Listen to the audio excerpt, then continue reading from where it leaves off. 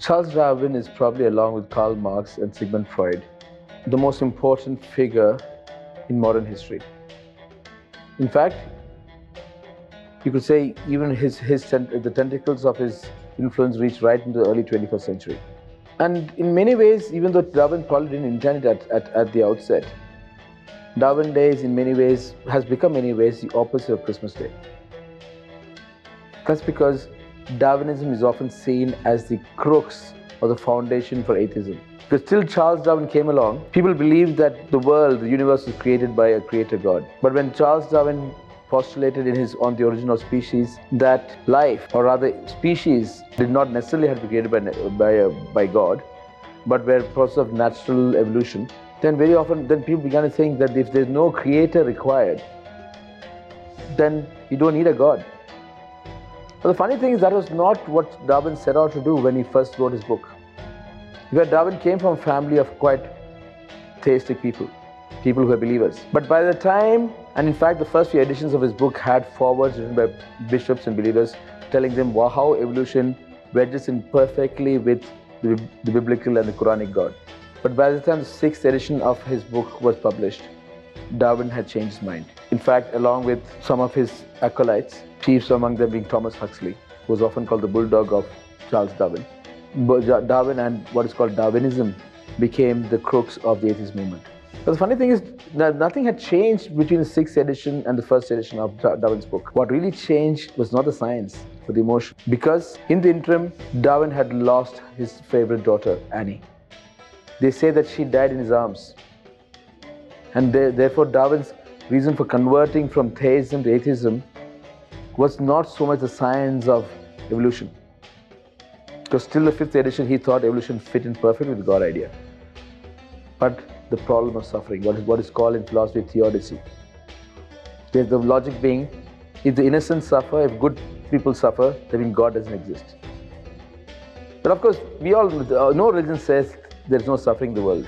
Not the Buddha, not Jesus, not Muhammad, no religion says. In fact, what the best religions tell you is how to get through suffering in the best way possible.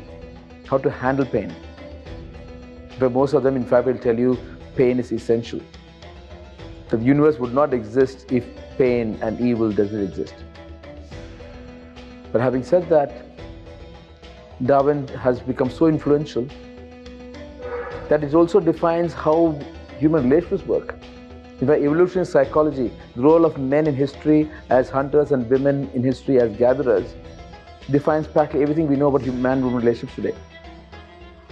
Because we as a species, as Homo sapiens, is 250,000 years old. So therefore our psyche, our mind, what Greeks call our mind and our soul, is embedded in that 250,000-year-old species. But over the last 60 years or 70, with sexual revolution, birth control, women's liberation, and the empowerment of women in the workplace, things have changed so much that now the 250,000-year-old species is trying to find a new way in the man-woman relationships.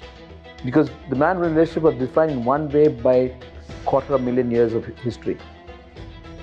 But now, in the last 70 years, things have changed so much, we're trying to find a balance.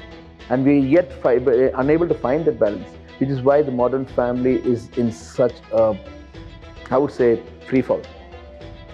Divorce rates are up, loneliness is up, depression, mental illness is up.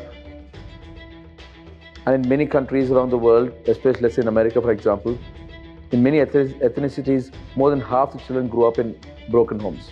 In fact, in single parent homes, often to unwedded mothers and fathers. There will be a price to pay eventually because children need both mothers and fathers. But it's a long road until we find a way to marry the ethics of religion with the realities of evolutionary psychology. We will have a tough time. But I'm sure we'll get there. One good thing about human beings is we are very adaptable. We have something which very few animals have, a rational mind. And I'm sure we'll get there somewhere, because as we go along the way, we see that the pitfalls of broken relationships and families are too heavy to be borne. We'll find a way around it, hopefully, God willing. So what's your take on Darwin and his influence on relationships? So we all have relationships, guys. With the parents, with each other, with the lovers, with the husbands, wives, children. What's your take on it? By the way, if you like what you hear here, whether you agree or disagree, why don't you smash that button, subscribe, and comment below.